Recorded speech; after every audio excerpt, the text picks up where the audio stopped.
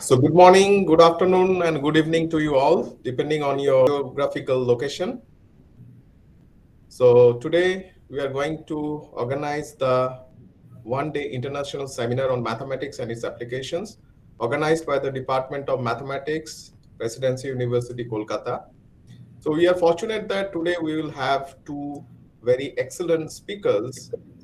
First one will be delivered by Dr. Shobbosati Dotto. It's my great pleasure to introduce Dr. Dotto. Dr. Shobbosati Dotto is currently a postdoctoral associate at University of Calgary, Canada, and he is working with one of the leading cryptographers of the world, Professor Safavi Naini. Prior to this, he was a postdoctoral fellow at Kyushu University, as well as Indian Statistical Institute, Kolkata. He completed his bachelor's from Ramakrishna Mission College, Narendra, and master's from Ramakrishna Mission Vidyamandir from Belur. He done his PhD from University of Calcutta, and I am very happy to say that he completed his PhD under my supervision. And there is no doubt that he is one of the best students that I have ever produced as a PhD scholar. So, without any further delay, may I now request Dr. Shobbosati Dotto to start his presentation, and the stage is yours. Thank you, sir. Thank you for the wonderful introduction. So I'm going to share my screen and just let me know whether you can see. Okay.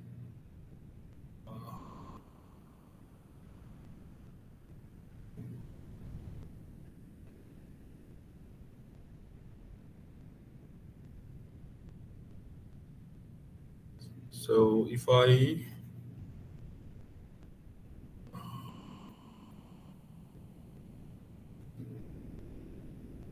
So is it visible?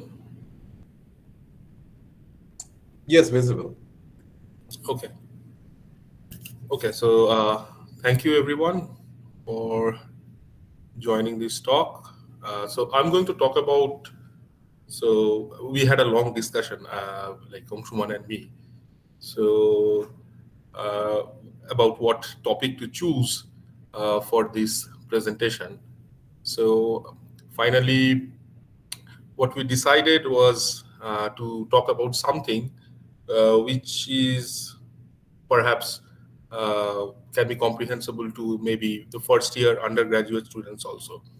And also it will give a nice introduction to the subject, as well as maybe I hope that some students will feel motivated to study along this direction and pursue this direction further. So let us begin. So I am Shobbosati Dotto, and I'm from University of Calgary. So I'm currently working here as a postdoc fellow. And so combinatorial designs, I actually studied it to a certain extent during my PhD process. And I did some applications of it to have some nice secret sharing schemes, which actually needed some combinatorial designs to actually realize them. So, okay, so let's begin. So, what is a combinatorial design? So, this is the most widely spread notion that is considered by researchers in this area. So, it is the study of arranging elements of finite set into patterns according to some specific rules. So, and there is a huge interplay with group theory, the theory of finite fields, as well as number theory, graph theory, etc. So there is a lot of interplay between combinatorial design theory and these other aspects of mathematics. And the history actually traces back to like 18th century or 19th century. So when people used to do this kind of combinatorial stuff as recreational activities.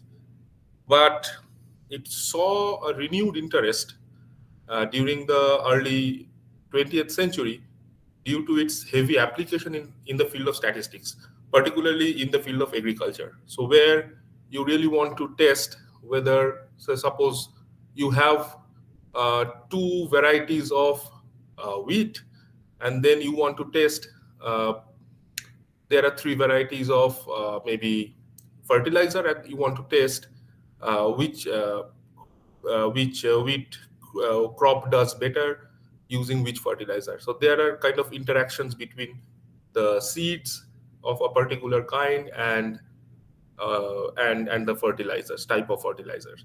So so it got a huge attention, and then actually combinatorial designs, it flourished like nothing. And then and like, so like for the last 30 or 40 years maybe, it has grown so huge, and so the field has become so enormous that it is impossible to cover even maybe the 5% of the topic, uh, but let us try. And also in modern age communication systems, particularly in computer science, it has found many applications, for example in coding theory, cryptography, so that we actually use in a day-to-day basis, knowingly or unknowingly. So what I decided is that it will not be worthwhile about giving a huge flow of information, and then say that these kind of combinatorial designs exist, and then they can be created from several other combinatorial techniques. And there are so many combinatorial designs, there are so many aspects of it also, so it is impossible to cover everything. So what I decided was to uh, motivate the study with simple two examples, and then maybe go into designing some combinatorial designs, which can be done with the help of undergraduate mathematics, simple algebra and nothing else. No other tools is needed. So okay, so first motivating example could be this. So when two-person communicate, uh, in real time, and in particularly in present, so a sender sends a message M to the receiver. So the first question that arises is that how can the receiver be sure that the message is actually sent by the sender? So for example, when you receive, so for example, suppose, so we have seen this, you have seen this during this COVID last 2 years. So is that when you were writing exams, and your professor sent the questions to you, and then you tried to answer them, and then send back the answer script, the scanned copy of the answer script to the professor. So how do you know that actually the professor has sent you the question paper and not somebody else?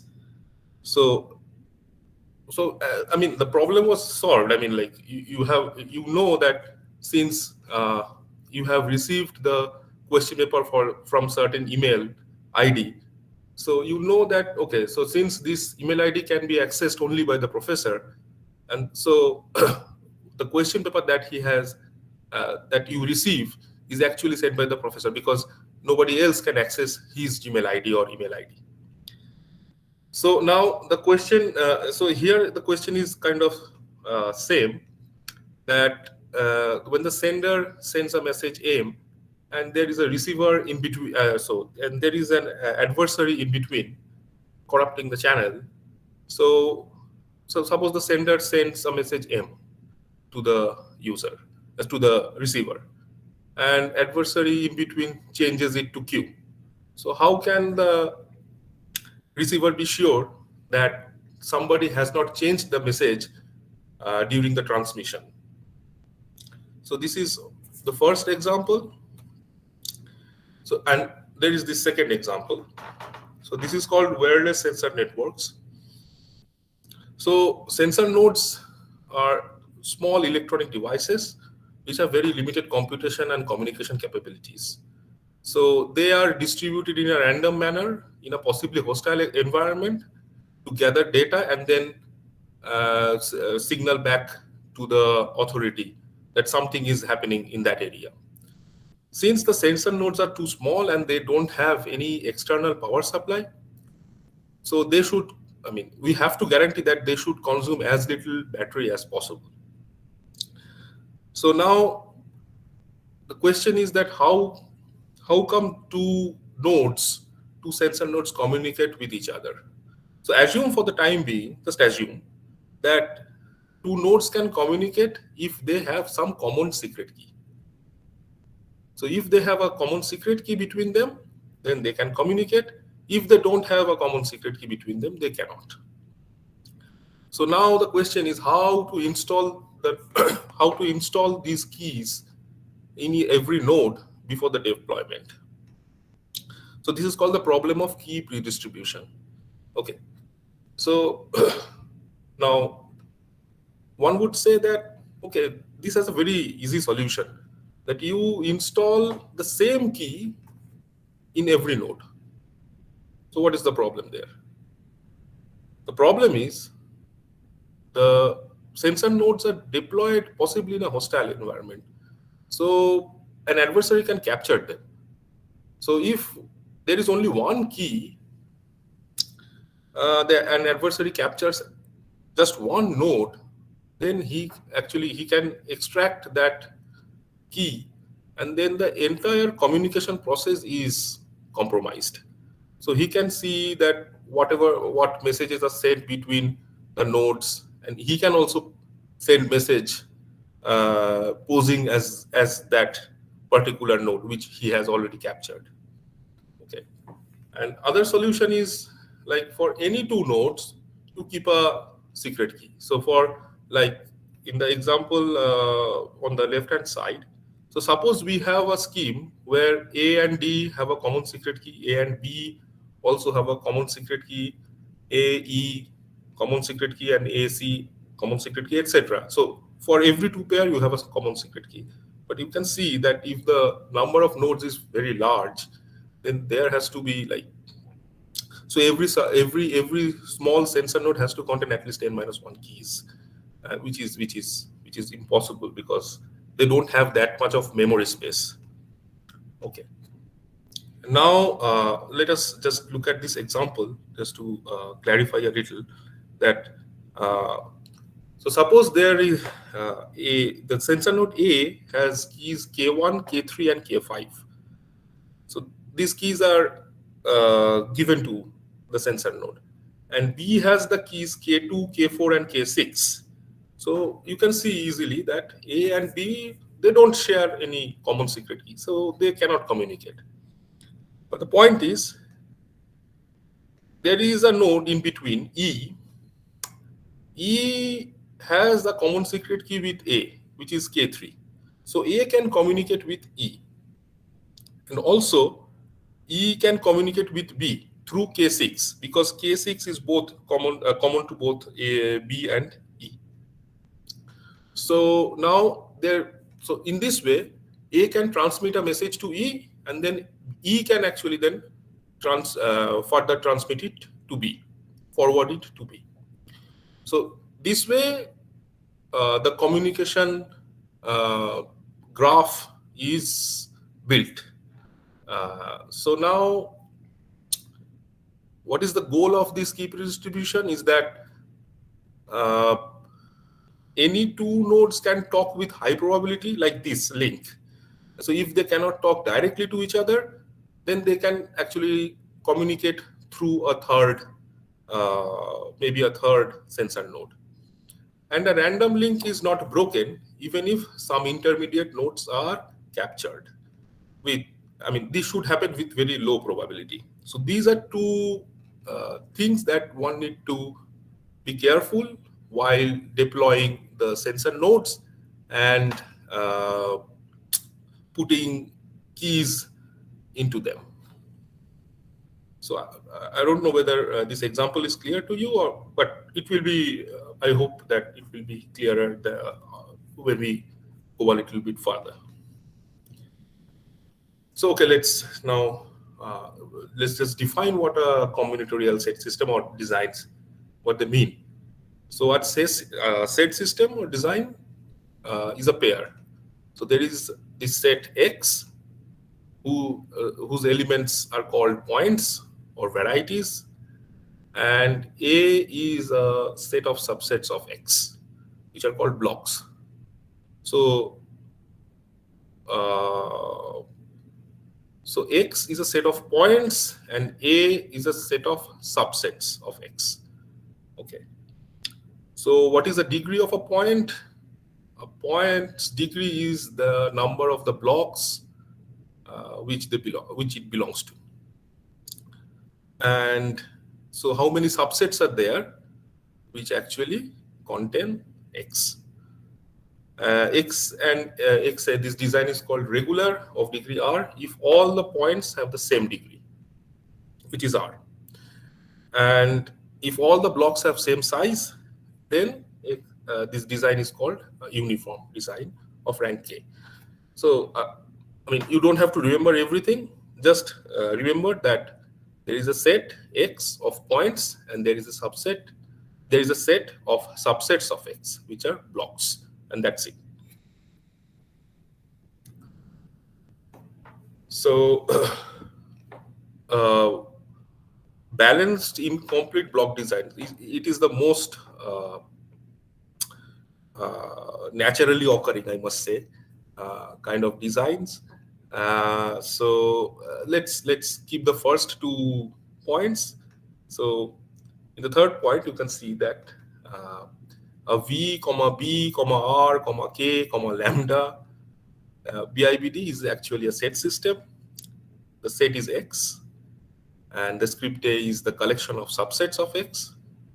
X contains V many points, A contains B many subsets, and the rank is uniform, K, and also regular of degree R. Now, the most important part is the last one, that if you choose any 2 points, every pair of points from the set X, then they occur exactly in lambda blocks. So the last parameter lambda, it shows that every pair of points occur in exactly lambda many subsets or blocks. So there is this notion of, just becoming hazy, I don't know. Okay, so there is this concept of symmetric BIBD. So where is the symmetry? The symmetry is that the number of points and the number of blocks equal, and the rank and the degree, they are equal. Actually, okay, so what I do is that give you a simple construction of using undergraduate algebra, and it is so easy that you will be amused.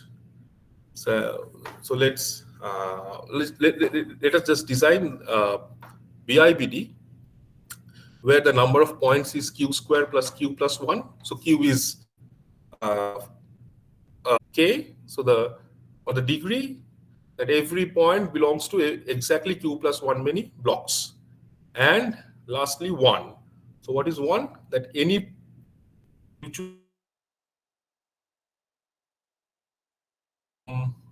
the set, they belong to exactly 1 block.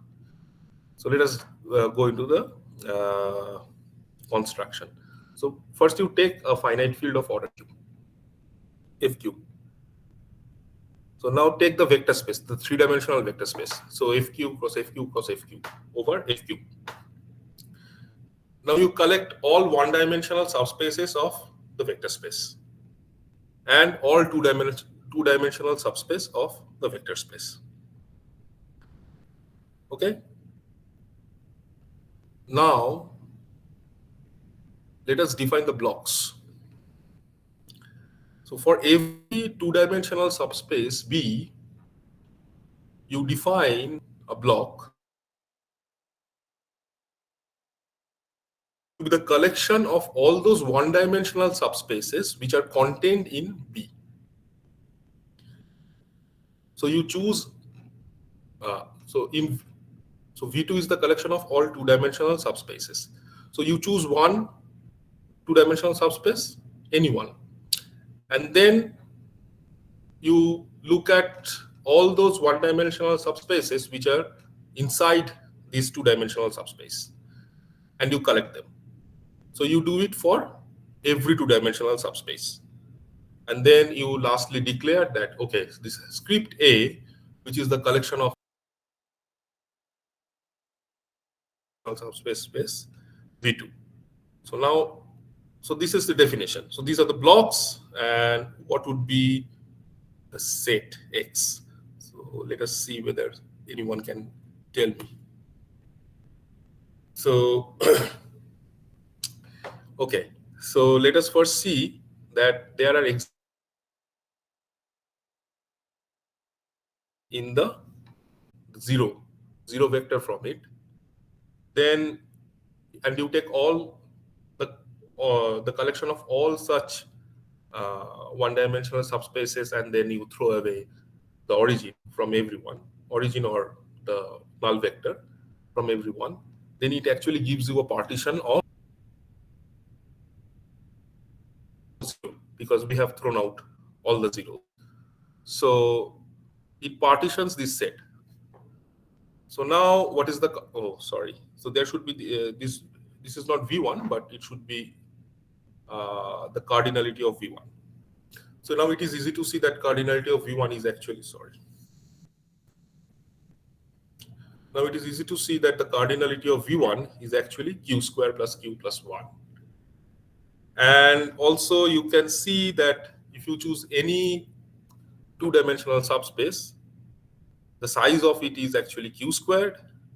And then you partition this two-dimensional subspace B through one-dimensional subspaces and throwing away the null vector. So it will give you a partition of B minus the null vector. So then you can see that it's an easy calculation, that you can see that every block, so AB is a block. So how many elements does a block contain? It contains Q plus 1 many elements. Okay, fine. And then lastly, that we have to show that any two pair of points. So here, now you have understood already, I think, that here the points are the one-dimensional subspaces, right? So now if you take any 2 points, so in other words, any two one-dimensional subspaces, then they should belong to exactly one block, right? And how is it guaranteed? That if you take any two one-dimensional subspaces which are not equal, then they actually uniquely define a two-dimensional subspace. And, and that's it. So this is a very easy construction of a symmetric BIBD. This is also called a projective plane. So I will not go into any more detail of it. So now you can see that this is such a easy construction method for the construction of BIBDs, symmetric BIBDs, with certain parameters, of course. So now let us come to another type of combinatorial designs. So these are called orthogonal arrays. So an orthogonal array is actually, so an orthogonal array with parameters k and n is an n square cross k array. So there are n square many rows and k many columns, where the entries are coming from a set with n symbols. And the main part is that if you choose any pair of symbols, every ordered pair of symbols from the set X occurs in exactly one row of A. So for example, so suppose we choose maybe the second, sorry, the second column and the fourth column. Now you take any ordered pair. So suppose uh, 1 comma 2. Let us see if it occurs anywhere. 1 comma 2. 1, yeah, here it is. 1 comma 2. And it appears exactly once. So you can check, like for any other tuple, any ordered pair of symbol, they will occur in exactly one row of A if you fix any two column. Now the question is that it is an observation that can we see how many times a symbol, say 2, occur in any column? In other words, if you fix a column, so suppose you fix the third column, in how many rows does this symbol 2 appear? So you would see from the definition of, you would see from the definition of orthogonal array that it would occur exactly how many times? 1, 2, and 3. 3 times. Not less, not more. Every symbol will occur in a particular column exactly n times. Okay.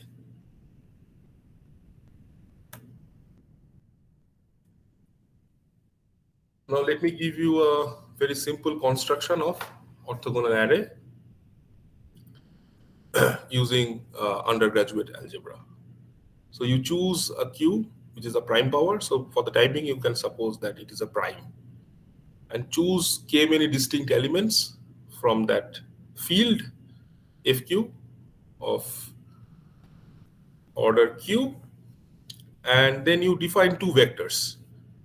The first one is V1, which consists of only one. And the second vector consists of A1 up to AK. So these are two K vectors, K tuples.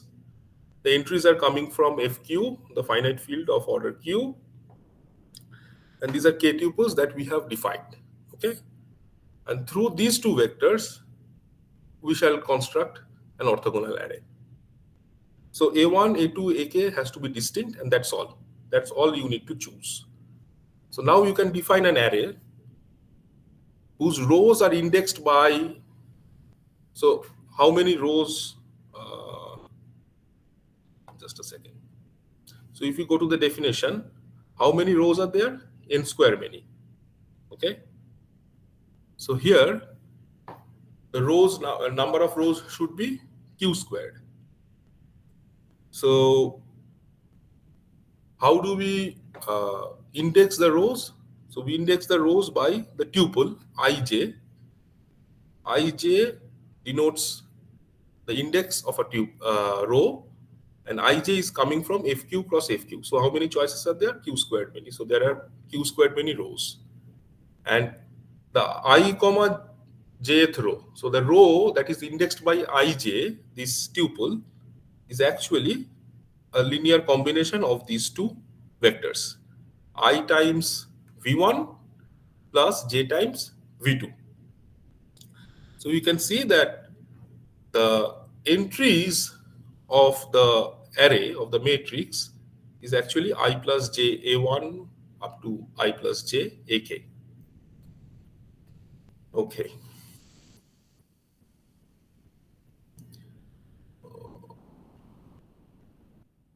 Now we have to show that it is indeed an orthogonal array.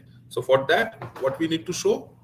We need to show that if you choose any 2 points from FQ, from the set, then, and you fix 2 columns, then they will appear in exactly one row.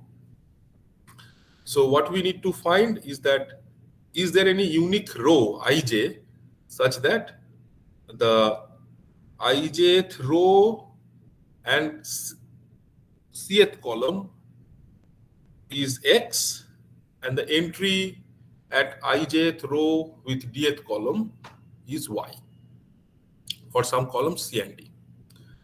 So now you can easily see by the construction that it is equivalent to solving these two equations, and it's an easy solution. So J is x minus y times AC minus AD inverse. So everything is happening in FQ, mod Q. And once you have J, then you can solve for I. So now you know that there is at least one row I comma j which contains x and y. And the uniqueness is obvious because of the inverses solutions. Oh my God. Okay, so lastly, I will just talk about this transversal design. So this is a particular type of orthogonal designs, and this is also is a set, and there is a partition of the set into some parts which are called groups, and A is a subset of is a set of K subsets. So every block, every subset of X is actually a K subset. That means every subset contains precisely K many elements, and it should satisfy these two properties. So the first one is okay, but the second one is the important one, is that every T elements of X from different groups occur in exactly one block of A. So this is a simple construction of transversal design, and it again uses simple undergraduate algebra. That so you define the set to be 0 up to k minus 1 cross ZP, and for every ordered T subset, because we have to guarantee what we have to guarantee that every T elements of X from different groups occurs in exactly one block. So you choose an ordered T subset C. So this C is a vector of elements. The elements are coming from the finite field ZP, and then you define a block with the help of this C. So a block AC is what? It is nothing but an evaluation of a polynomial at the point X, where you choose X from X. So you choose every X and you get evaluation of the polynomial defined by this C. So the C denotes the coefficients of the polynomials, right? So C0 x to the power 0, which is just C0 plus C1x plus C2x squared, etc. So now and then you define that the collection of all blocks is this collection of all ACs, which are the point and the evaluation of the function, polynomial function at X. Then you can see that it is a transversal design. I will not go into the calculations because it's a tedious one. But the construction is easy. That is the whole point. So if you construct, if you just spend a little time, then you can actually see that you can have the blocks of this type where I have taken ZP, Z modulo 5, the finite field to be Z5, K4 and T2. So you can actually have some hands-on computation, and then you can actually find this. But that's fine. So let's. So we have seen three easy constructions of combinatorial designs using just very basic algebra. So let's now just see whether we can answer the questions that we posed at the very beginning, the applications of through the applications of combinatorial designs that we have constructed. We have some constructions of easy constructions of combinatorial designs, and then let's see whether we can apply them to have some good applications in the real world. So just recall what we were talking about the authenticated communication. So the sender sends a message M to the receiver, and how can receiver be sure that the message is actually sent by S, the original sender, and it is not sent by somebody else, some adversary lying in between. So now there can be two types of attack on this system. So this adversary can himself pose as the sender, and then sends a message and said, oh, hi, I am actually that sender that you were expecting to send you a message. I am that sender. And the receiver says, oh, okay, I don't know, maybe you are that sender. And the other attack, which is called substitution attack, which actually does what? That the sender sends some message M, but in between the adversary sees that message M and then changes it to some other message Q. So now we want to make sure that the receiver actually identifies that something mischievous has happened in between the transmission. So let's see how we can solve this problem. So this kind of problem is solved through the notion of authentication code. So an authentication code is actually a four tuple such that these conditions satisfied. So S is a finite set of messages. It is also called source states. A is a finite set of authenticators. K is a finite set of keys. So you need some secret key in order to have this kind of authentication. And for every key, there is this authentication rule, EK, which is a mapping from the finite set of source states to the authenticators, to the finite set of authenticators. So how does it work? So the sender not only sends a message M, but it also chooses a key K and then apply this mapping EK on the message M that it wants to send, and obtains what is called an authenticator or a tag, and it sends this tuple M comma A to the receiver. Now what receiver does is that it actually verifies whether this condition is satisfied. What is the condition? That so the receiver also has the key K, so it just verifies whether the function EK applied on M gives back the authenticated value, the authenticator. So if this condition is verified, then the receiver says, okay, I accept this message as a valid message sent from the correct sender. And if this verification does not pass, so that is EK evaluated on M is not equal to A, then the receiver actually rejects that. He thinks that there must have been something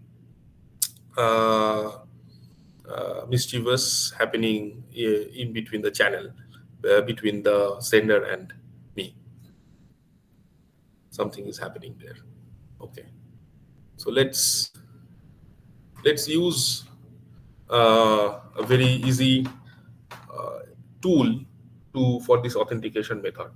So what we have already seen, a construction of orthogonal array, right? So we use an orthogonal array for this authentication purpose. So let's just a second. Let's go back and see. So, definition of orthogonal array. Yeah. So the orthogonal array is has n square many rows and k many columns. Entry of the matrix is coming from the set with n symbols, such that any two columns, within any two columns, every ordered pair of symbols occur exactly once, in exactly once in a row. Sorry, not exactly once in a row, but exactly in one row of the matrix. So let's use this to have an authentication mechanism. So how do we do that?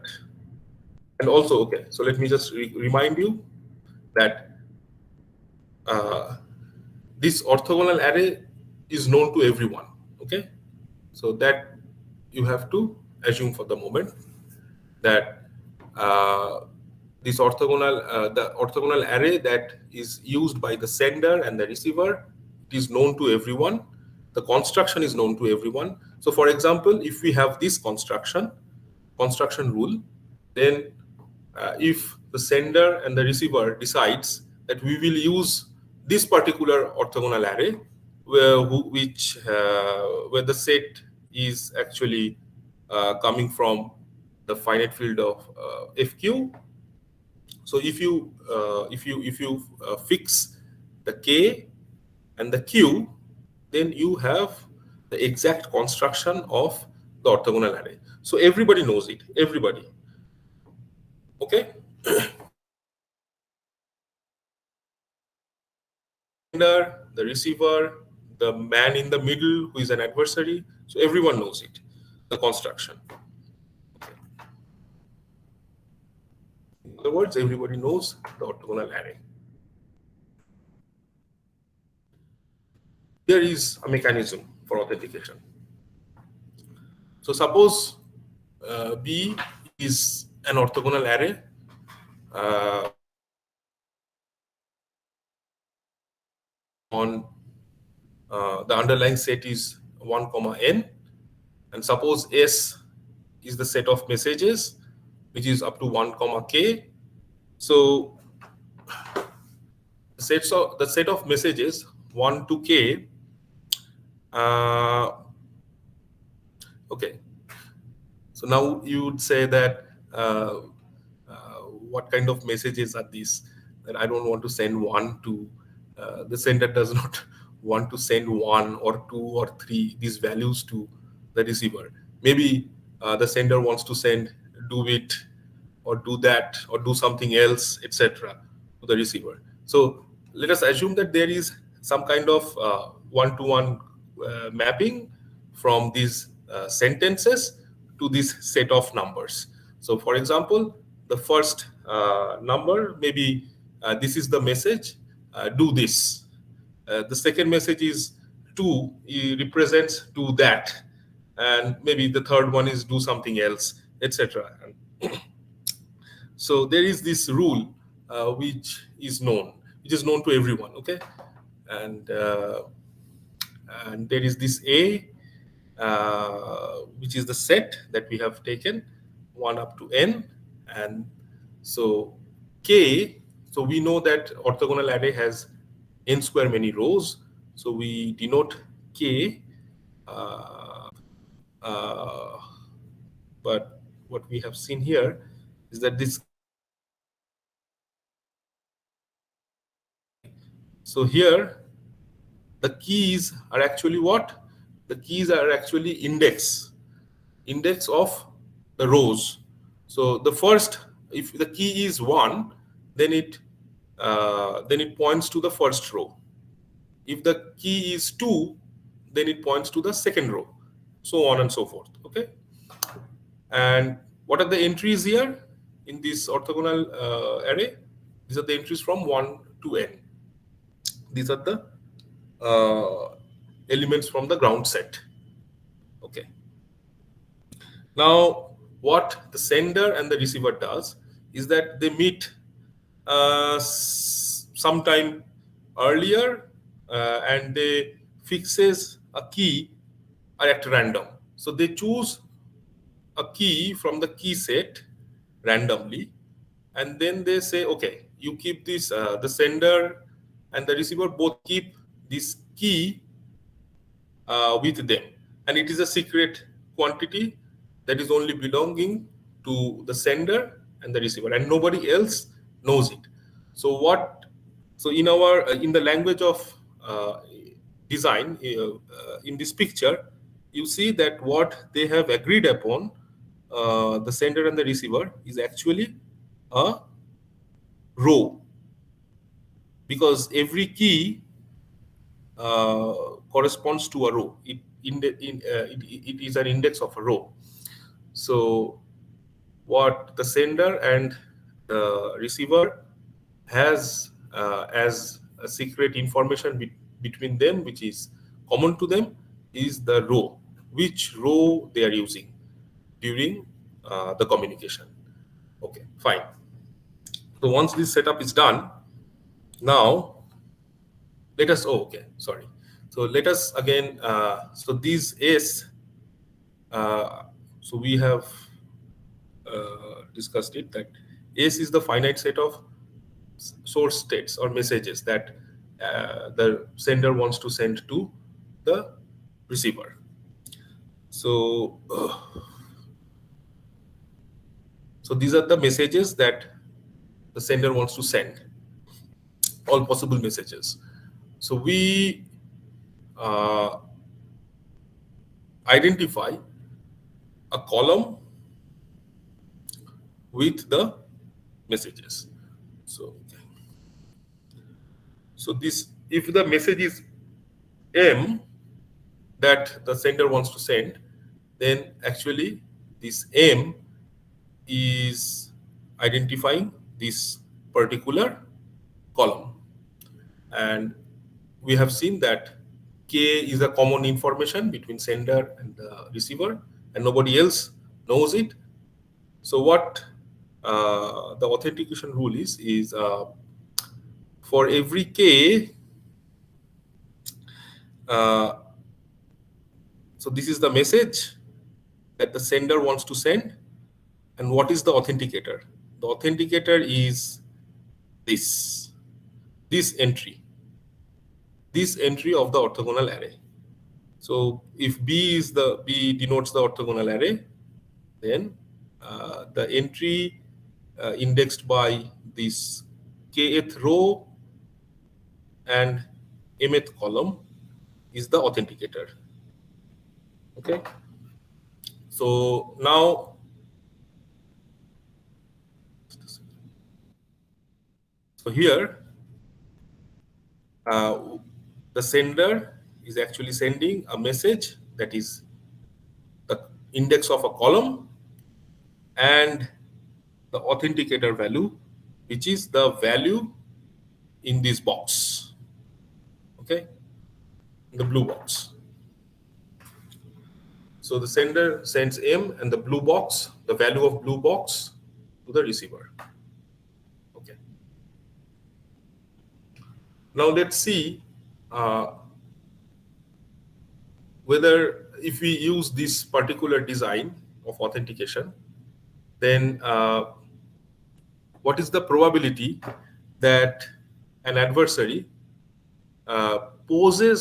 impersonates the sender and sends a value M prime and a red box, the authenticator value corresponding to M prime, to the receiver, and says that, hi, I am the original sender, and this is the message, and this is the authenticated value.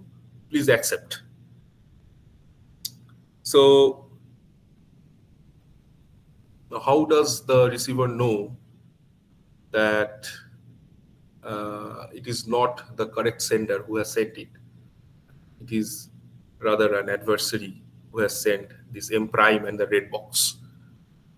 So now we just think about how the adversary wins. So the adversary wins if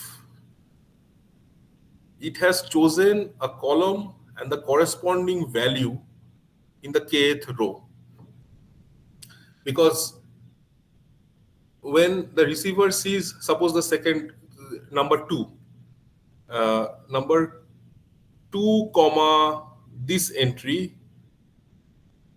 k comma 2th entry, then he accepts, because he has no other way to verify, because he just sees that, okay, the second column and this particular entry matches,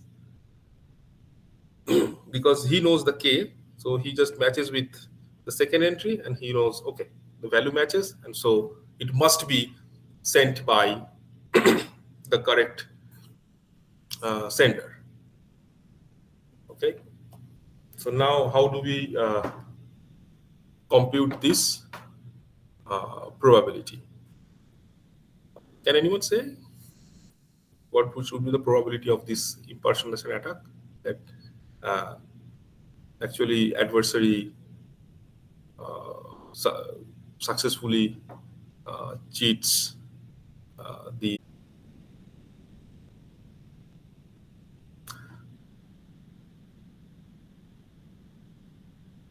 There are n square many rows, so it will, and k is just one of them. So all possible choices to the adversary is actually what, n squared. And how many? So if you fix a column, so the message is chosen by the adversary. So if you fix a column, and then how many times does this number occur in the how many times does it occur in the number of rows does it occur to? So we have already seen that it occurs exactly n times. So the probability would be n by n squared. So that is 1 over n. And the adversary actually substitutes it through by a garbage value m prime and a red box. So now here the calculation will be a little different, but again the receiver will be deceived by deceived with at most probability 1 by n. So this is just a little bit of calculation, and that's it. So let's not go into details further. So I have, what is the time? It is almost time, right? You have 5 more minutes. It's okay. So I will just wrap up now. Okay. Yeah. Okay. So I wanted to discuss about this also, but then I realized that it won't be possible for me to explain this wireless sensor networks problem with this within this period of time. So what I would request, if anybody is interested, can contact me through my email. So Anshuman can give you my email ID. So you can actually construct this the transversal design 2 comma k comma p. So and see how the nodes can actually share a common key. So just recall that. So we would be creating a transversal design with parameters 2 comma k comma p. So just recall that there is this construction transversal design, and here, so we will have only a linear polynomial here. So like c0 plus c1x, and if you are really interested, then you can actually compute it by hand, taking p to be like 5 or 3 or whatever, and then see how the blocks look like this one is the kind of uh, computations, and then can see that, okay, so these nodes actually share some key, and these nodes do not. So and you can actually compute how many nodes share a common key. So let me just end my talk here. And so these are two wonderful books. Uh, uh, One by Douglas Stinson.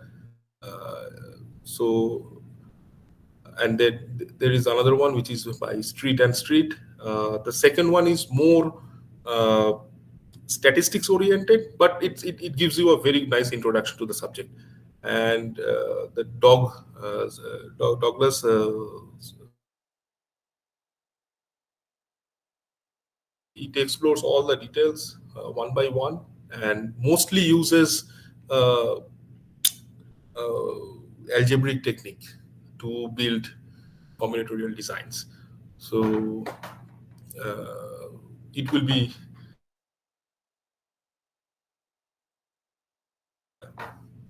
okay. So let me finish my talk here. Thank you very much. Thank you, Shobho, for your nice lecture. It is really nicely explained. So, any question or comments? If hesitate to send him over email, or you can contact Anshuman or me so that I can Yes, yes. also communicate them the same. Yeah, sure. So, thank you very much, Shobhushaji, for your time and all efforts towards this presentation. Thank you very much. Thank you very much. Yeah, so we are here. I mean, we are happy to say you that the second speaker of this one-day international seminar on mathematics and its application, Dr. Rajat Shubro Hajra, is already amongst us. So he's already there. Welcome you. And it's my great pleasure to introduce him as well. So Dr. Hajra is currently an associate professor at University of Leiden, Netherlands.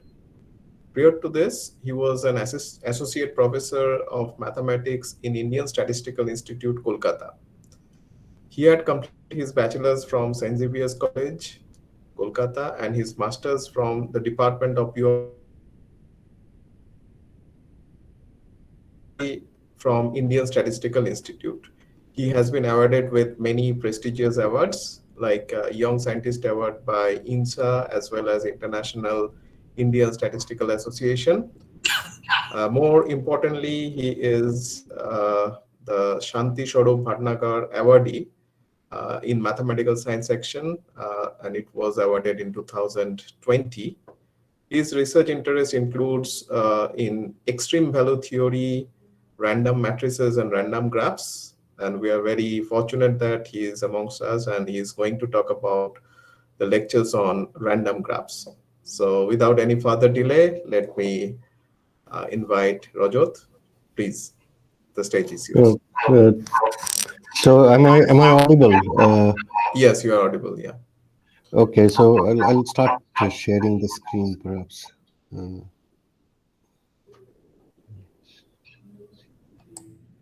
I think computers on or yes, simultaneously, maybe. is it causing a problem? No, it's Do fine. you? No, it's fine. Yeah. No, Thank it's you. fine. Yeah. Okay, okay. So hope you can see these slides, right? Yeah, it's visible. Yes, yes, yes. No, no.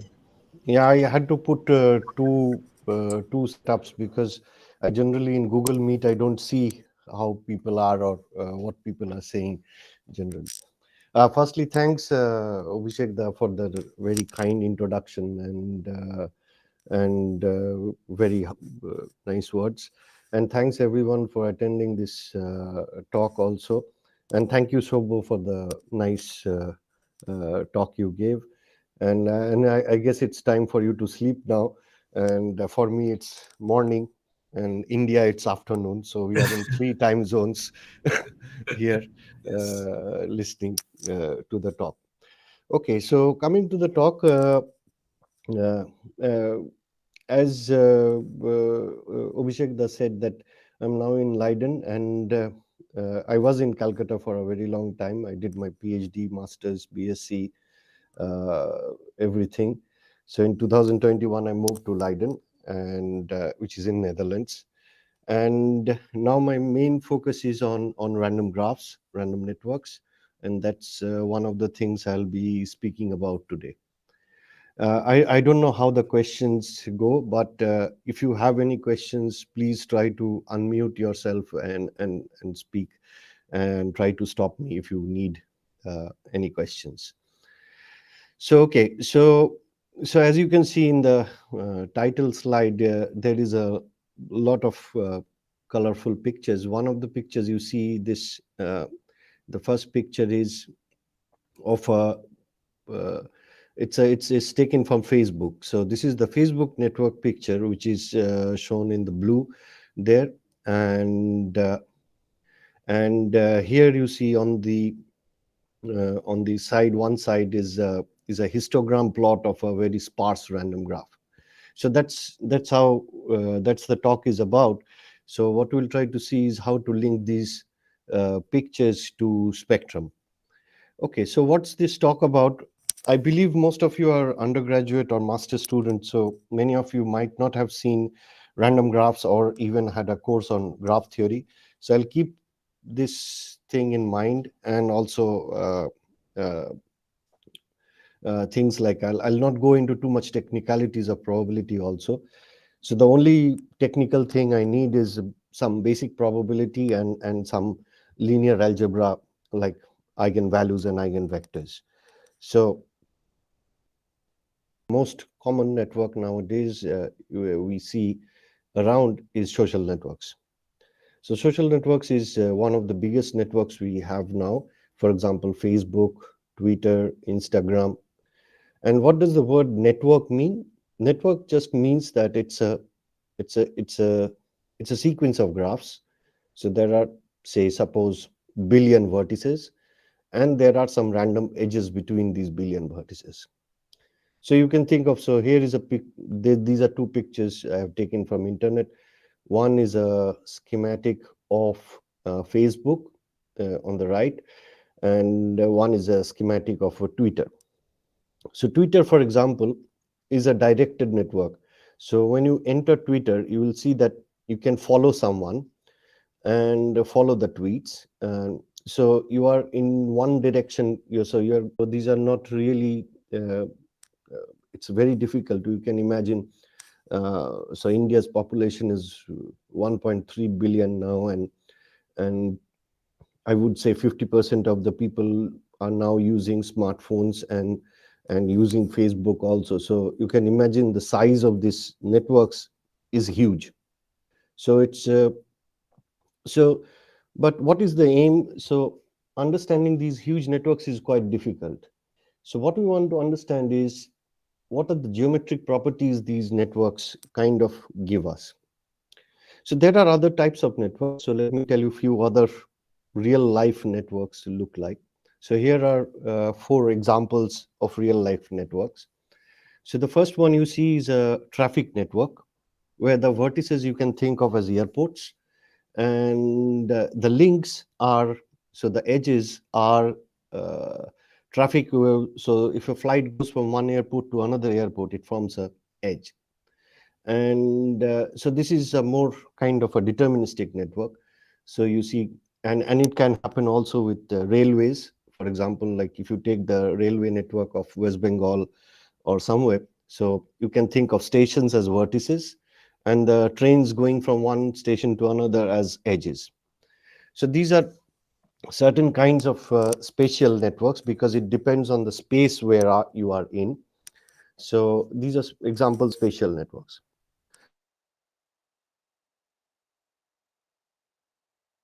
uh, in literature more, I would say the banking networks. So banking networks is you have two banks. Say suppose any transaction, any financial transaction between them causes an edge to occur between them. So here you see there is a banking network there with the red and black, and uh, so the dots are banks. So for example, it can be uh, so you can form networks in many ways. For example, if you take the State Bank of India, you can take all its branches. So there is a central branch and there are sub branches everywhere. So any transaction between the sub branch and the central branch will cause an edge. And you can also consider intra banking in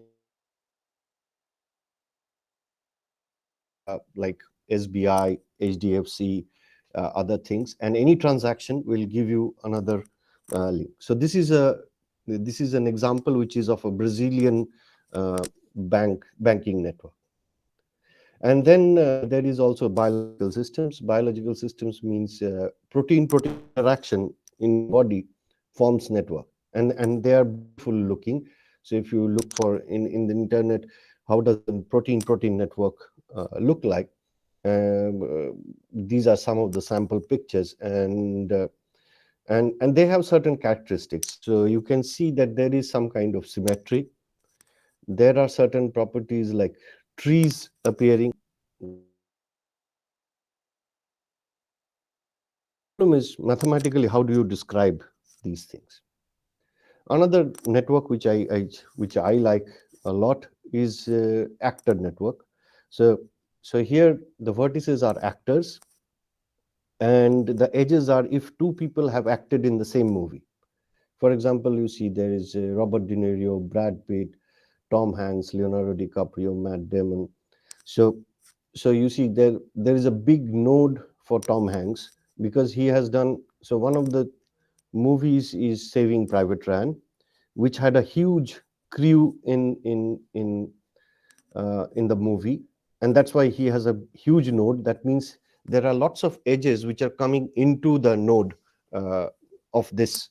Uh, so there are lots of edges which are entering this node. So that's why these are big networks. Uh, you see there are big dots there. So these are people who have worked in with many people in the movie industry. So there is no graph as such for the Bollywood ones, uh, or at least I don't know of anybody who has done this study for the Bollywood actor network. But it would be interesting also. I think some of the small actors might be having a huge chunk in them. So maybe like someone like Amrish Puri or one of the villains would have a big chunk in it. So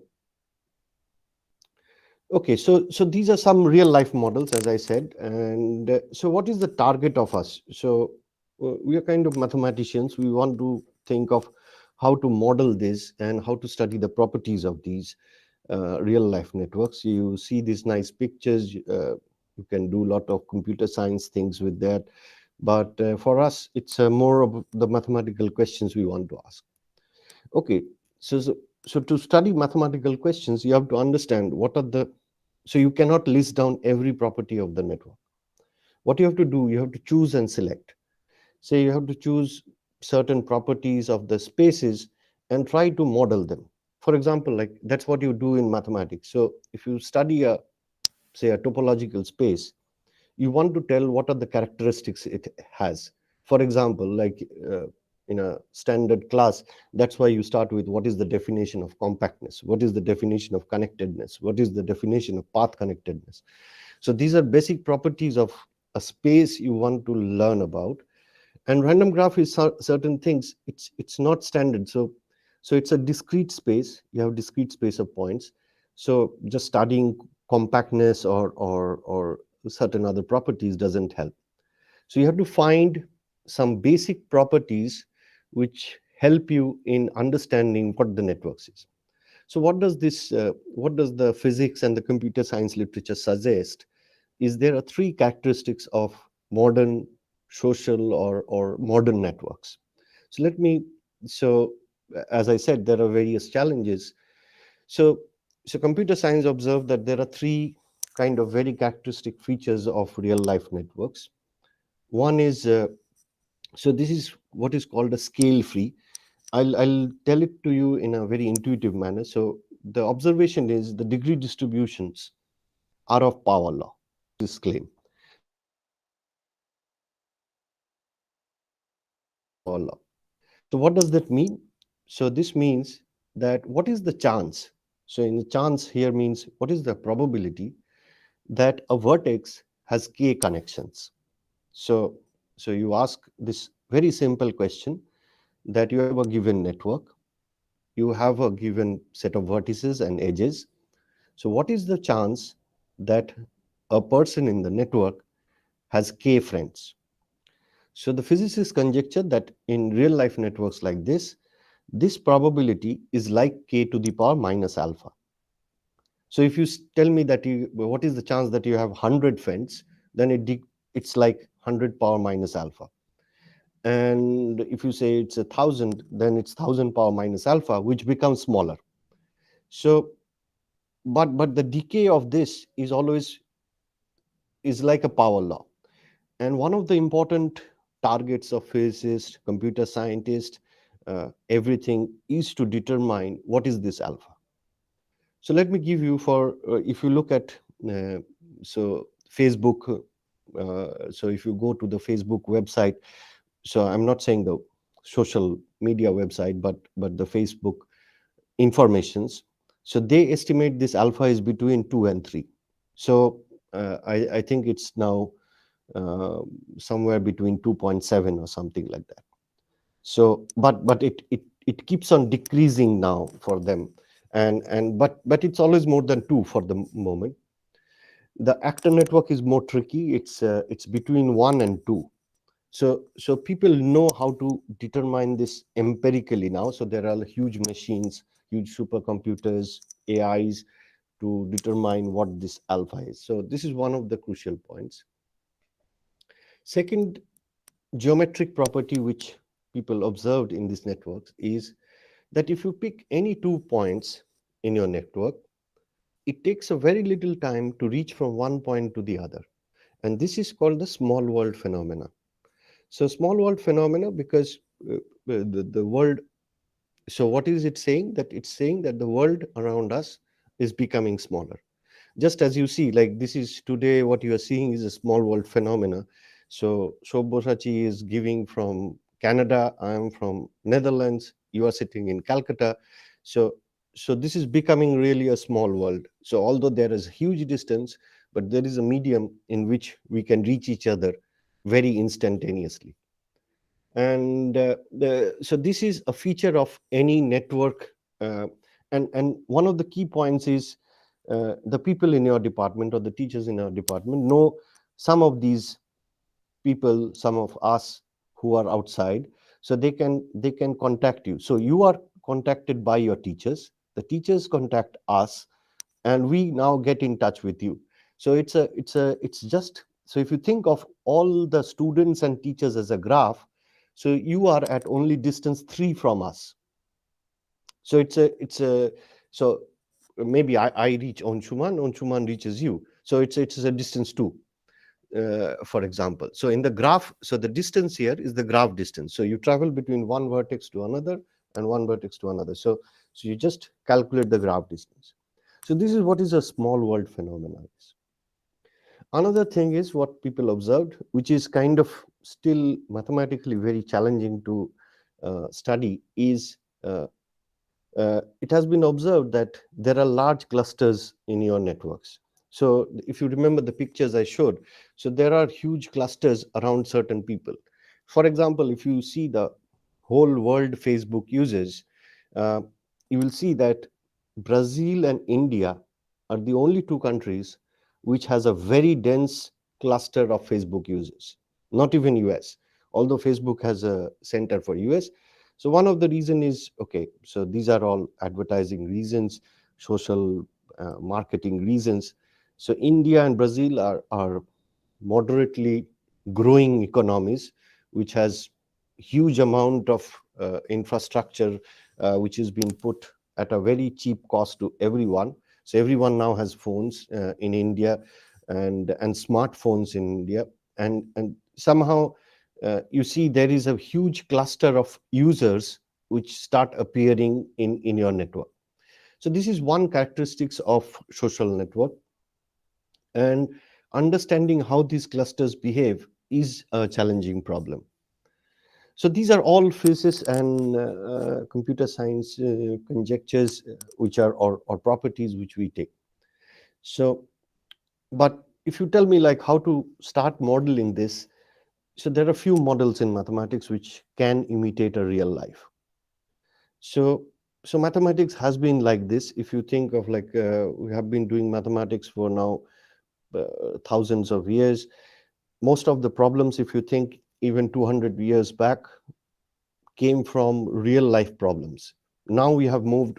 So when we see some uh, problems, we forget about these real life problems and say that okay, we like abstraction. But most of the mathematical problems has roots in real life problems. And same so if you see, the network science also has real life problems, but when it comes to doing mathematics, rigorous mathematics in it, so there are only few models. So what I'll be showing you now is there are uh, three mathematical models which are now well known and people have studied. One is Erdős-Srény random graph, another is called a configuration model, and the last one is the preferential attachment model, which is also called the Albert and Barabasi model. So let me go to the description of these models. Okay, so here is the first Erdős-Srény random graph model. So here are two pictures. So the person with the white hair is Paul Erdős, and the black hair is Alfred Renyi. Both are Hungarian mathematicians, and I guess most of you have heard at least Paul Erdős's name. Uh, if you haven't, you should go back today and start reading about him. He was one of the most prolific mathematicians of the previous century, and the biggest story goes that he always had his suitcase packed. So everywhere he went, like, so he was never, so he did not have a home. So he was just traveling with one suitcase to different collaborators, just collaborating and working and staying there for a few months and then moving on to another collaborator. So he was always traveling like a vagabond. And and he produced wonderful papers. So this is one of the random graph models which was proposed by both Paul Erdős and Alfred Renyi. Both are Hungarian mathematicians. Today in my talk, you will see that there are lots of Hungarian mathematicians. One of the reason is uh, that Hungary is one of the topmost countries in if it comes to combinatorics, and they are the leading there. Like still, they are the leading. So this year, by the way, like we people are in fact, it was previous year. So people started celebrating Alfred Renyi's 100th year. So we had big conferences where it was organized.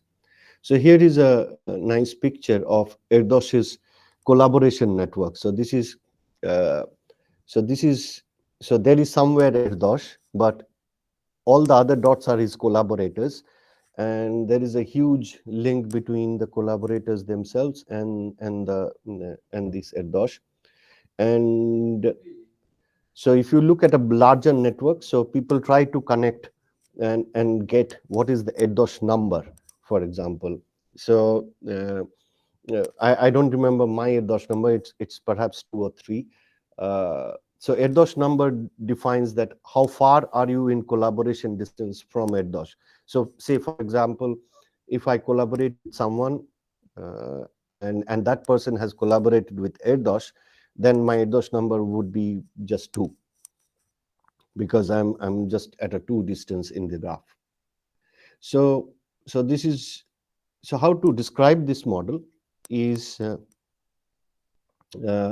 so what you do is you start with n points, and this I call the vertex set. V is 1 to n, and you fix a probability p, which is, so a parameter p which is in 0, 1. So these are, as you can see, this is a picture where you have n points, and what you do is first fix a p in 0, 1, take any pair, toss a coin, and say it lands head with probability p and tail with probability 1 minus p. So if you toss a fair coin, then it will toss, so a p can be half also, then it's a fair coin in the sense that it can be head with probability half, it can be tail with probability half. Now you pick any vertex, any pair I and j in your graph, and then you toss a coin and see what is the outcome. Say if it lands head, then you put an edge between them, otherwise you don't put an edge. And you do this independently, so your tosses shouldn't depend on what you defined before, and you do this independently for any ordered pair. So here is a graph, as you can see in the picture. So here is a graph of 20 points, so a vertex set of 20 points. I have picked a few edges already where I have tossed the coin and they have landed head. So there are 4 already heads on my list. But what I can do is now I run a simulation here, and the computer does the tosses for me. And so the computer is doing it very fast. You see, the computer is doing it very fast. It's taking all the pairs, but you see only the edges which are appearing by the tosses, so which are head. So you don't see the tails, because when the coin lands tail, you don't actually see the edge because they are not being put. And so this is a structure. As you can see, it's a graph on about 20 vertices, with p being 0.1. And so you see there are certain properties. So there are some isolated vertices. So for example, these are some isolated vertices which are lying around. There is a cycle also here. For example, there is a small square which is appearing. So and there are not too many edges within the graph. So hope this graph construction is clear to everyone, because this is the graph which I'll be studying today.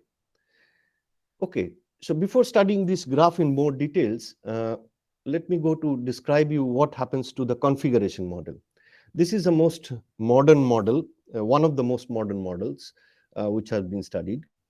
So, so the idea is, computer scientists do experiments. They say, okay, I'm looking at a huge network, and I have a vertex set of 10 billion, and I have huge data. So what data do I have? I have a data which says that the degree distribution of, so the degrees, possible degrees of this 1 billion people is given to me. Can you give me a random graph? So random in the sense it's a random thing you have to do, and which matches this set of vertices and this set of degrees. So let me give you a small mathematical example.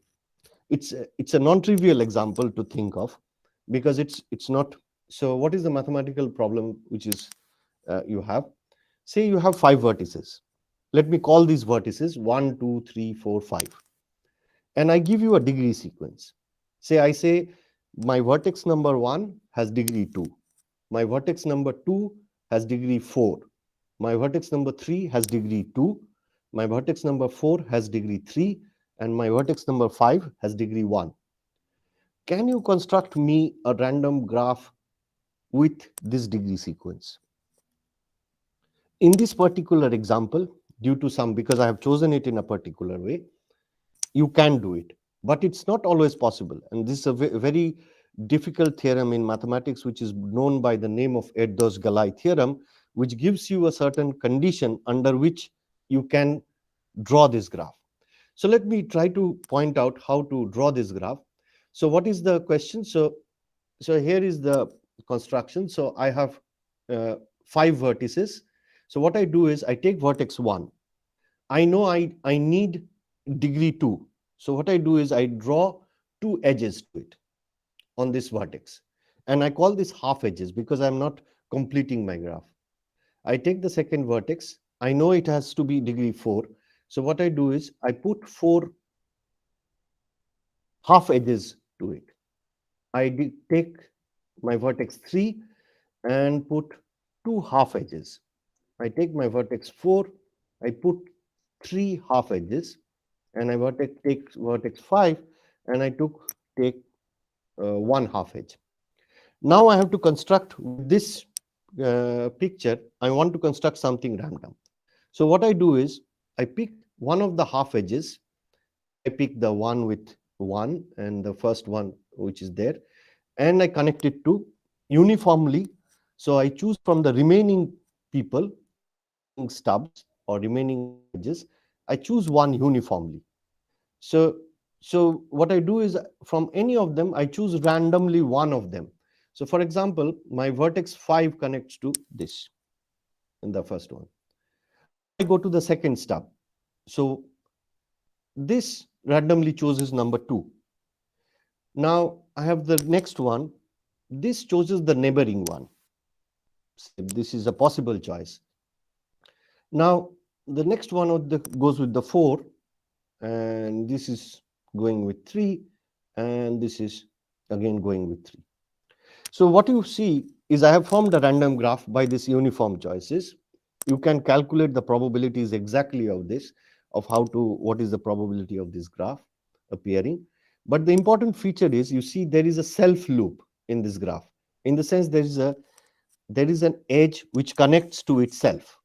So, and there are multiple edges. So for example, what is multiple edges? You take two vertices, they will have multiple edges between them. So this is one of the construction. Let me show you how the computer does it. So, mm, so, so,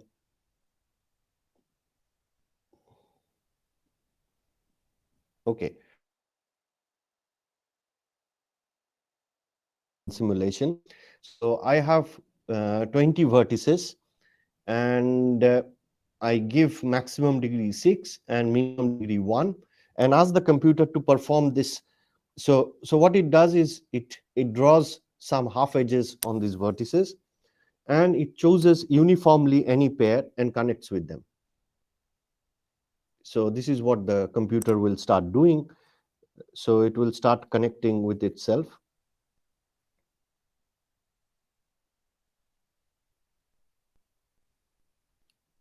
Since it's considering all the pairs, so it takes a bit of a time, but still it's quite fast, uh, as you can see.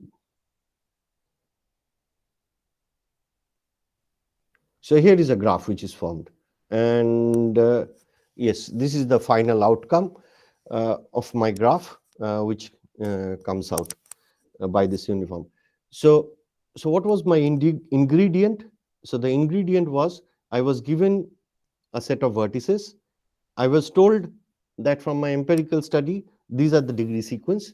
I produced you a random graph which exactly corresponds to that degree sequence. So, so this is one way of constructing, and this is a very good way, because somehow there are experimental data now, and you can construct certain properties. But studying geometric properties of this graph is still quite a challenge.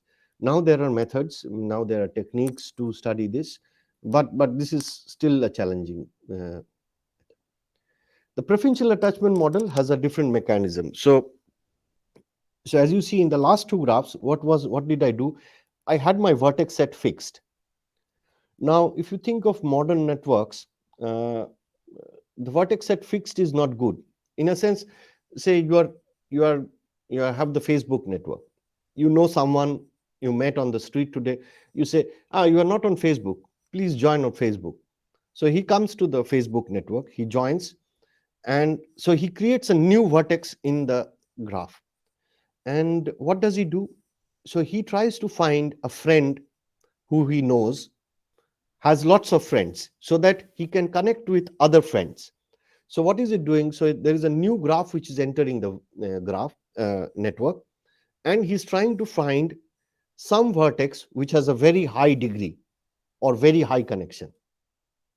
So this is an example of a network which is growing in time. So every new vertex which comes with some new number of edges, and it tries to connect with vertices which have very high degrees. So this is what is called a rich become richer. Why? Because if you have lots of friends, you attract more friends in your model. So this is a very uh, socially relevant model in today's world, because this is what is happening today. The rich becomes richer, the poorer becomes poorer, and that's where we are going towards a society as a way also.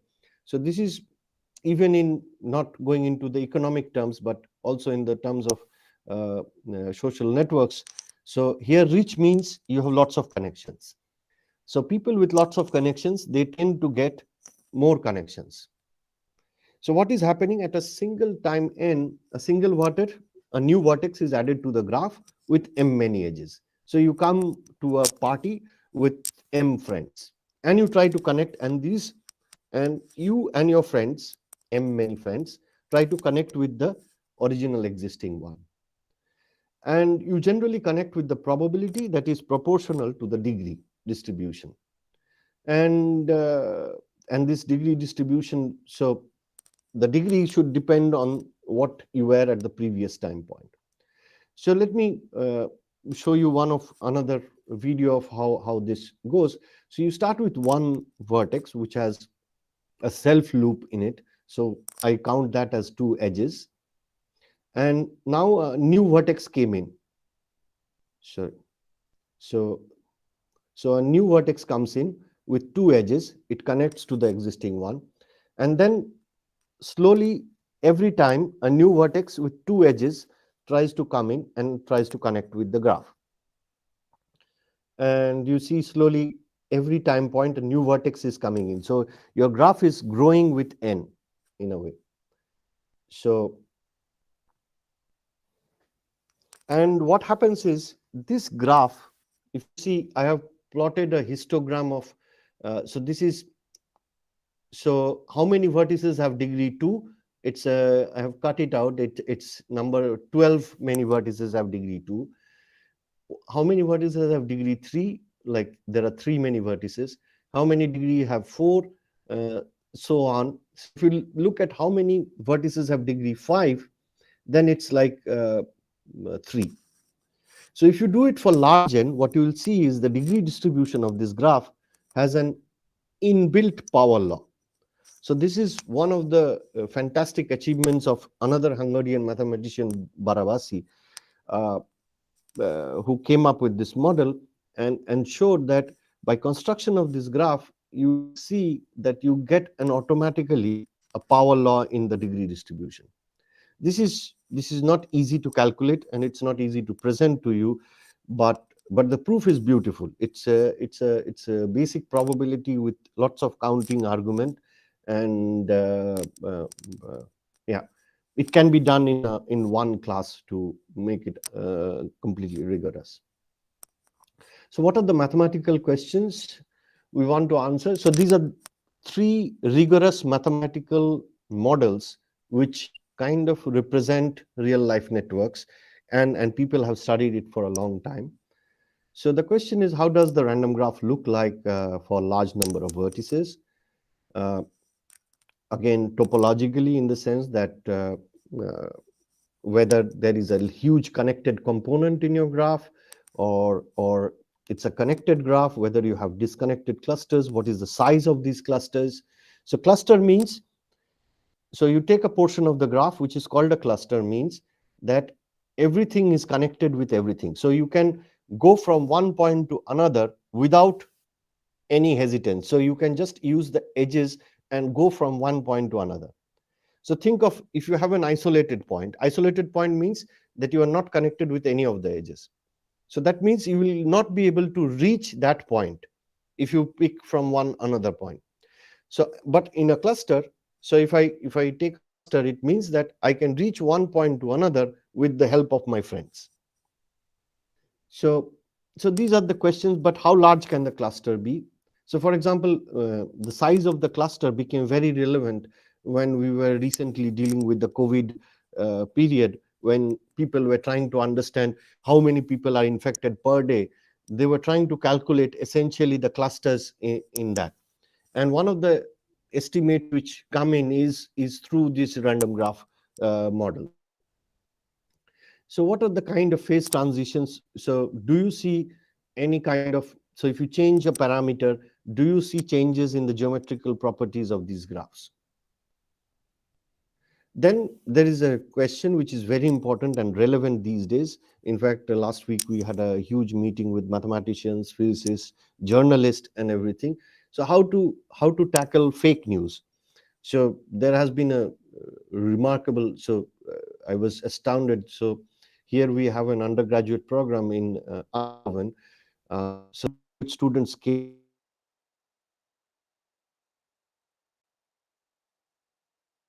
and break down a topic and people start commenting on it, and it's not really moderated.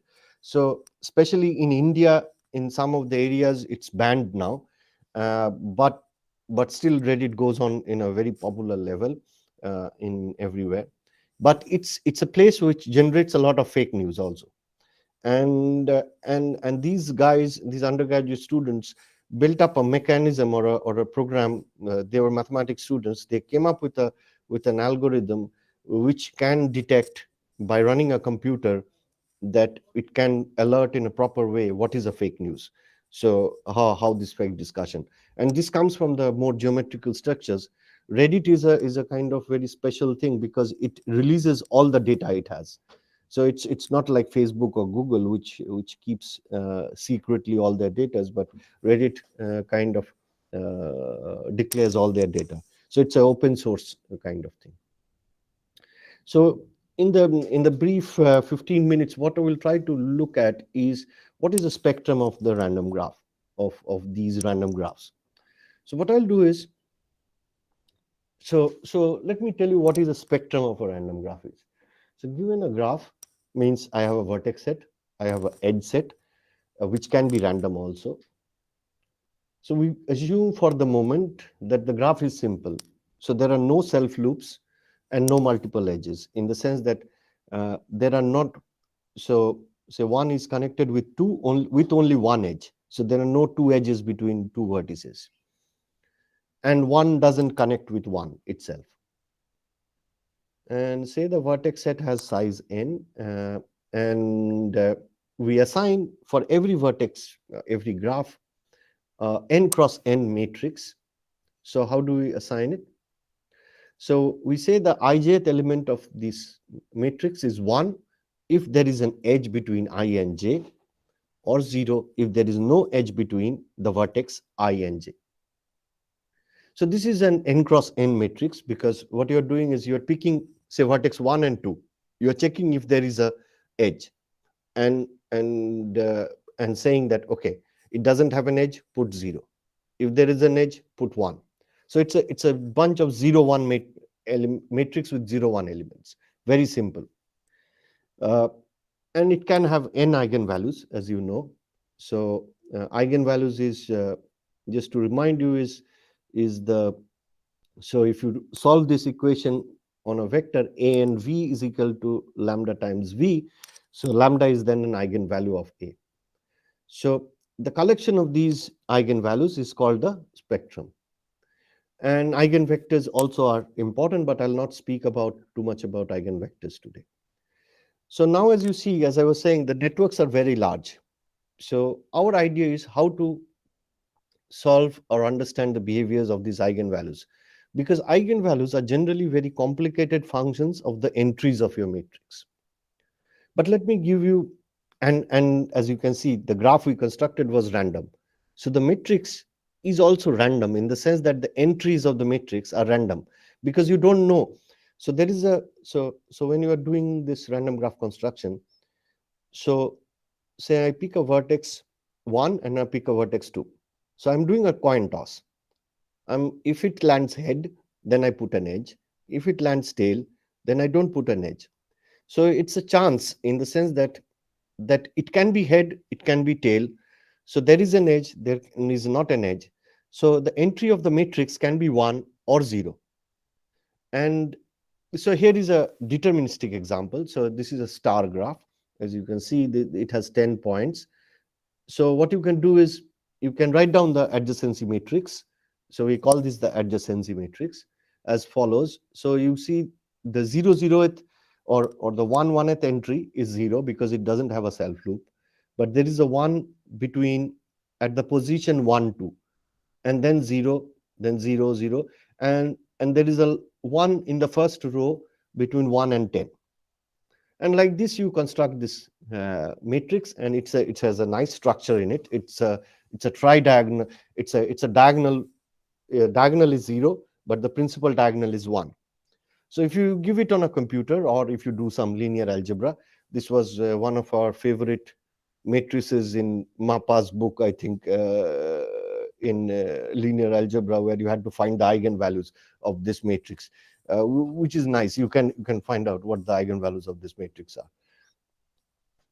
So, but our challenge is much more difficult. So in the sense that you don't know where these ones and zeros are placed, and you don't know how many eigenvalues are there. So one of the most difficult question which was solved few years back was, what is the chance that the eigenvalues you get, so you get n eigenvalues, what is the chance that the n eigenvalues are distinct? So can you tell me that, okay, I have an n cross n matrix, I know there are n eigenvalues, can you tell me that all the eigenvalues are distinct with certain probability, or is it with probability 1? So it was a long standing problem for a very long time. For certain values of p in Erdős-Srény, it was solved by Terence Tao and Van Wu. And later in 2019, it was solved completely in a brilliant paper in Annals of Mathematics. Uh, uh, so you can understand that how difficult it can be. Okay, so just to recall what we were doing with Erdős-Srény, so we had a vertex set 1 to n. We pick pairs, toss coins, and assign edges independently. And the probability of head is p, and this is the complement of the tail also. So what is the random variable at the ijth position? It's just a Bernoulli p. Bernoulli is so Bernoulli p is a random variable which takes the value zeros and ones. It takes the value 0 with probability p and 1 with probability 1 minus p. And the entries above the diagonal are all independent, because what I said is when you toss the coins, you do it independently. You don't depend on each other. So independent roughly mathematically means if you take any nice function of your ijth entry and a nice function g of your klth entry, then the average becomes a product of these two. So this is what is independence whenever this ij and kl pairs are independent. So it's a matrix with random elements, Bernoulli entries, very easy entries, but it's a symmetric matrix because I'm not giving you an order in which you should choose your coin. So edge between 1 and 2 and 2 and 1 are not distinguished differently. So since the matrix is real, symmetric, so you know the eigenvalues would be real. So this is a very simple exercise. This is, if it's non-symmetric, then you get complex eigenvalues, then it becomes more challenging. So random means here, as those who are not acquainted with probability, just to keep in mind that random means that an outcome is uncertain. So here are some plots of eigenvalues. So I take this n cross n matrix, I have n eigenvalues, I scale them with square root of np. I'm not explaining at the moment why I'm scaling this, but to understand why I'm scaling this, you should think that just to put the picture in the because if you don't scale it, it will be very large. So you will see a lot of, so I cannot fit it in the slide, but this is the right scaling to put things on. So you see, so I'll be slowly increasing my n's, and you see as n goes to 3000 and p is 0.01, you start seeing a pattern in the eigenvalues. So all these bars are like eigenvalues for you, and you see, so there is a clear pattern which is kind of in the eigenvalues. Now this is not a surprising pattern. This pattern was observed first by Eugene Wigner, who is in a 1954 paper, who was studying a molecules of uranium-235. So he was studying this atomic structure of the uranium-235, and he saw this same phenomena at the energy levels of your uranium. So Wigner, who is a Nobel Prize winner in 1963 for groundbreaking works, he wrote a paper. So he's a physicist. He wrote a paper in Annals of Mathematics in 1954, which proved this theorem. So this is called the Wigner's theorem. So suppose P is, so I have changed the Wigner's theorem because Wigner's theorem is much more general. So I'm stating it in our setup. P goes to 0 and NP goes to infinity. So this is a condition. So if you're looking at the number of eigenvalues scaled by root NP less than x, and you normalize with total number of eigenvalues, which is n, then it converges to a function which is a distribution function. The SC denotes the semicircular law. So this red line you see in the picture on the last is a semicircle. So he proved that this, so if you look at the number of eigenvalues which are less than x, and if you scale it properly, then it converges to a semicircular distribution. So, and the density, as you see, the red line is the derivative of this distribution function, which is given by the semicircular density. So this is 4 minus x squared square root of that. So plus means it's a positive part of this function. So Wigner proved it under much general conditions because he was studying some atomic structures and everything. But he came up with a mathematical proof which is still one of the best proofs known in this area. So it was a brilliant work. Just the thing to note is these lambda i's which you are taking here are random. Because my matrix is random, matrix is random means matrix is uncertain, so the lambda i's are also random. So maybe I'll skip a few things. So why this condition that NP going to infinity geometrically mean? So NP going to infinity means roughly the average degree of your graph grows to infinity. So it's blowing up. So I'm not going into the details, but you can show that the degree of the vertex set I is a binomial random variable with parameters n minus 1 into p. So the average is n minus 1 into p, and hence it goes to infinity. So it means that at an average, every vertex of your graph has huge number of friends.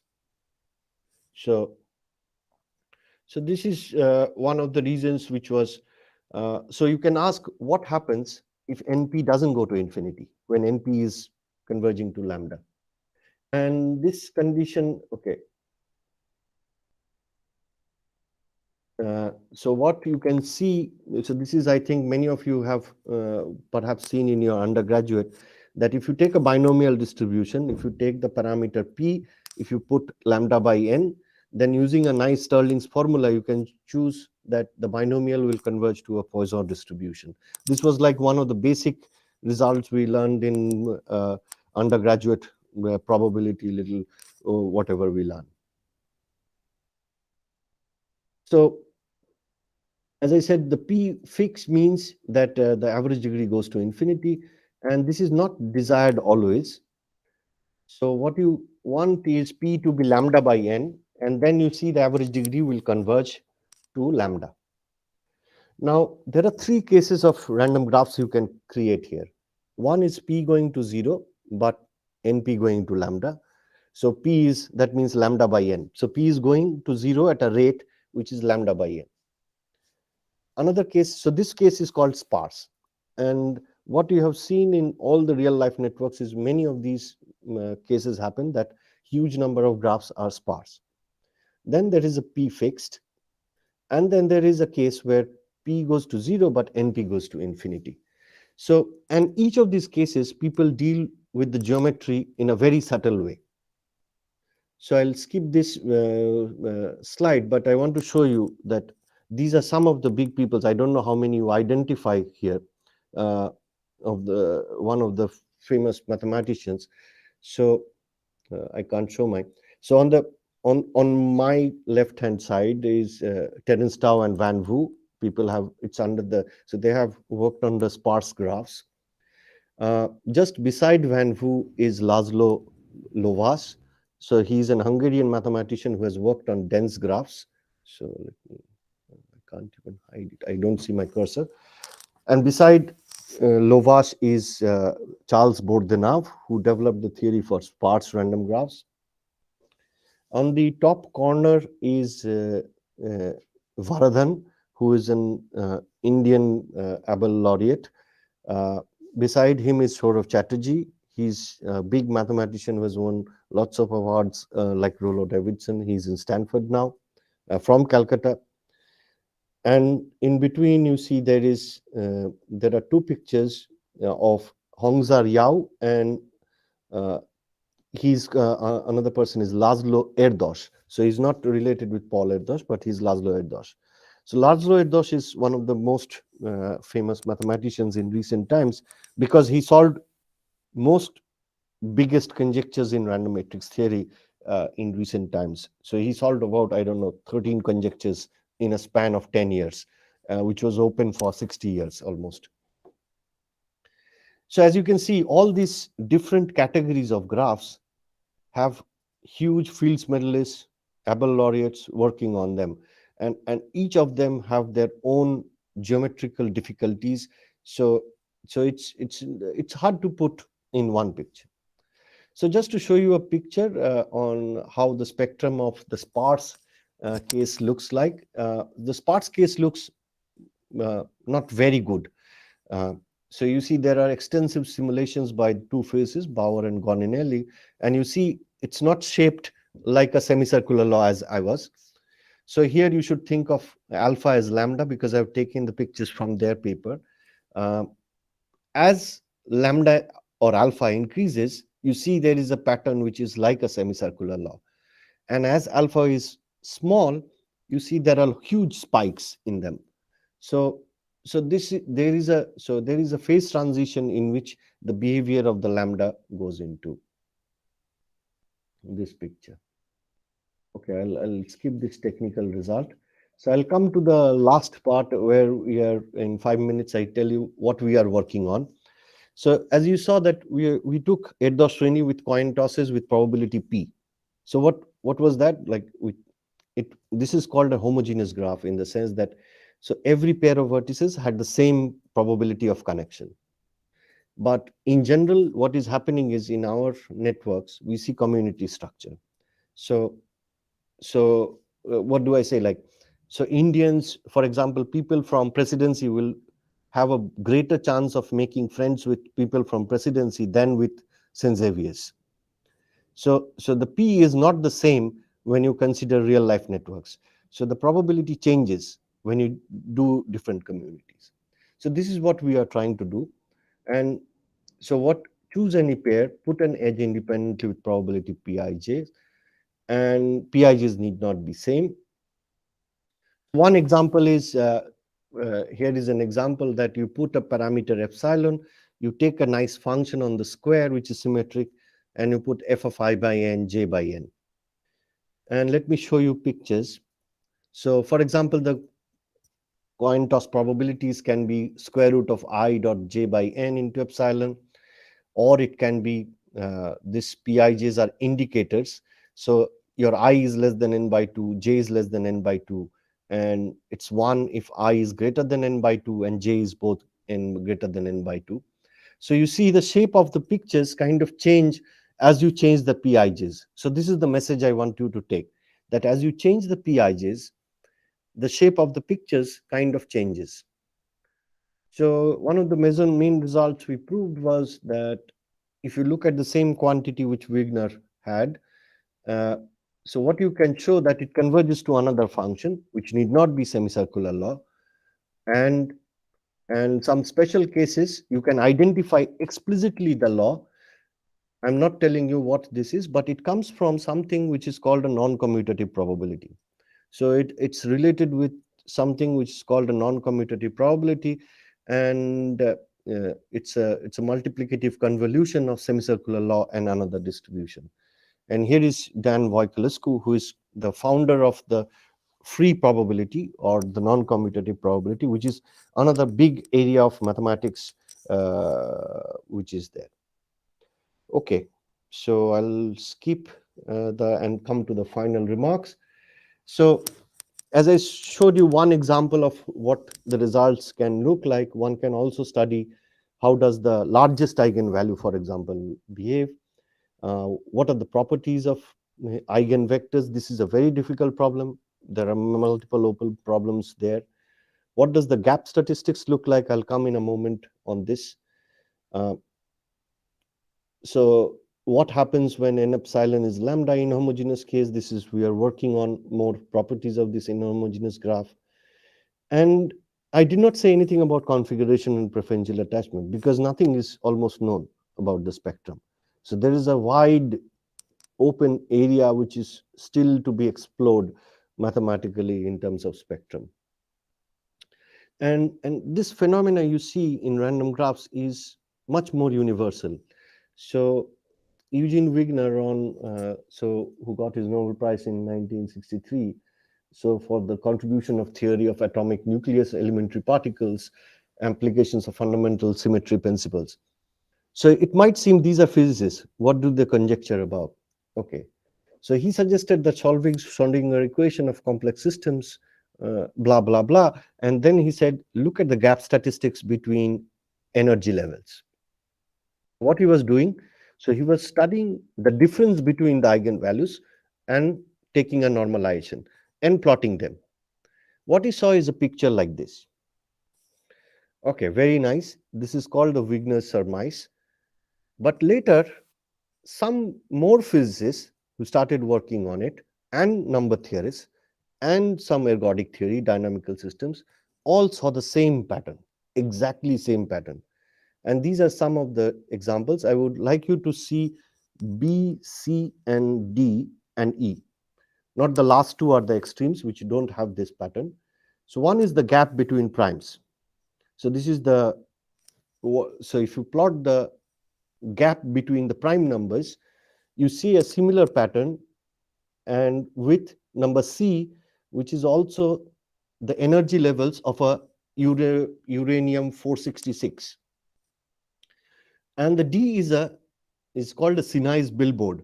So billiard, sorry, Sinai's billiard. It's a model which models billiard. And number E is the zeros of the zeta function, which you know is related with the Riemann hypothesis. So if you look at the gaps between the zeros of the uh, uh, zeta function, uh, it's quite related with what you see in the gap of the eigenvalues. So, so there is a big universal phenomena which is going on, which is why we need you in mathematics to explore this and understand this, because there are lots of things which we should understand. And I thank networkpages.nl for the simulations which you saw, very nice simulations. And if there are any questions, please feel free to tell me. Thank you. Thank you, Roger, for your Ah, an interesting talk. So, yeah, may I uh, request if you have any question or yes, question, please. yes, I have a question. Yes, please Uh, go th- ahead. I can hear you. hmm. Thank you so much, sir, for your informative lecture. And actually, my question is about that. What are the usefulness of studying spectrums of graphs? I mean, actually, we can say some properties from the spectrum about the graphs, Mhm. like bipartite graphs, etc. Then, what are the No, one other of the useful? reason is I'll give you an example why this is important. For Hmm. example, uh, one of the crucial information about, say, for example, let's take this algorithm which Google uses, which is called the page rank. So what you do is you give a search.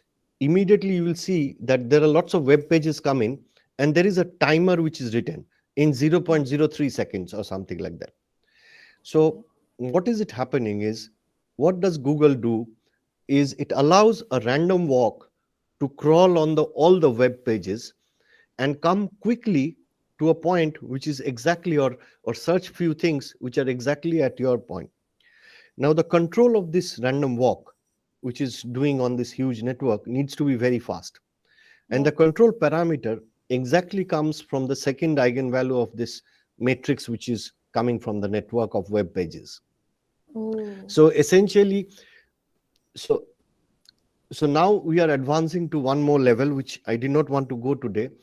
Is so so eigenvalues don't exactly give you properties much about, okay, it gives you some properties about the graph, but it gives you more properties about dynamics on the graph.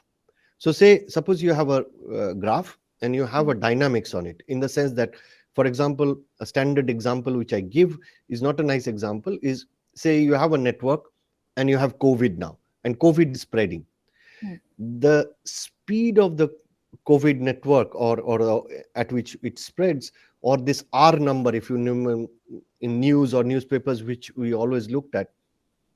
So if you take a infectious process like SIR or SIR T, the largest eigenvalue controls the rate of this. The largest eigenvalue of the adjacency matrix of your graph controls the rate at which these infections are spreading.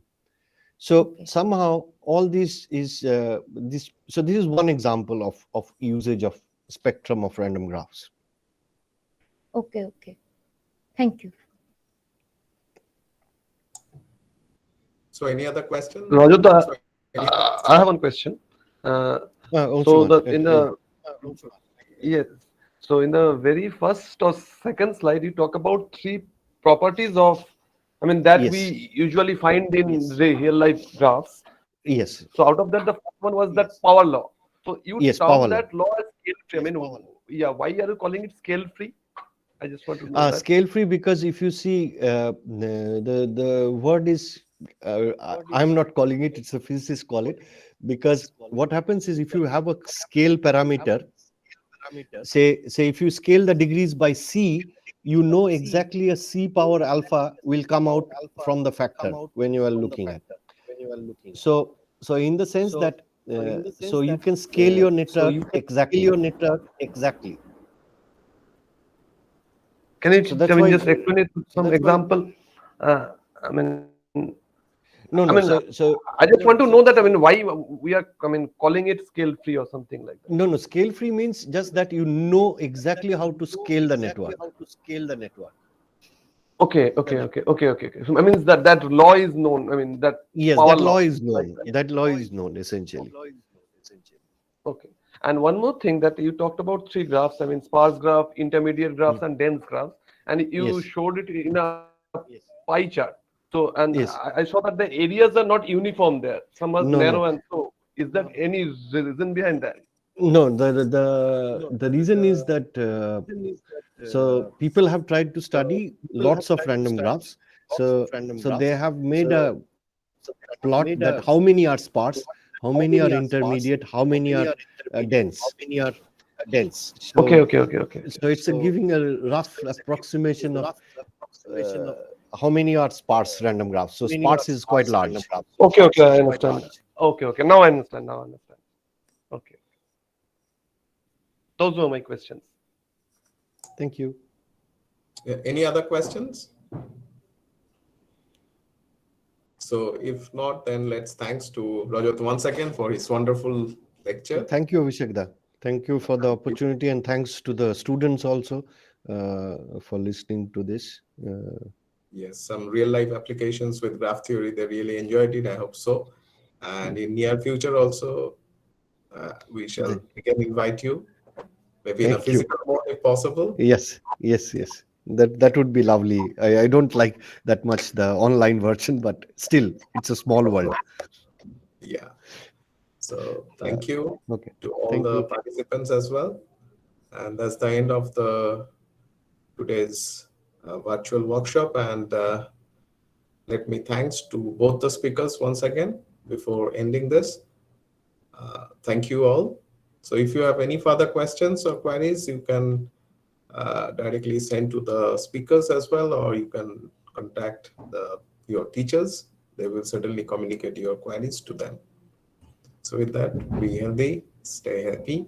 Thank you.